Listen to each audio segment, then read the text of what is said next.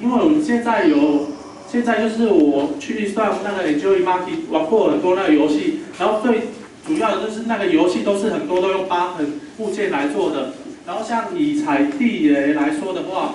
那个就是我们踩地雷是玩的是争取时间的，可是它就是用疤痕的话，那个相当难按，而且也很花时间。所以我们这一次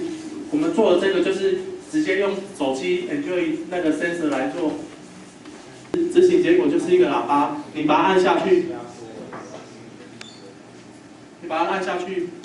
它就一个，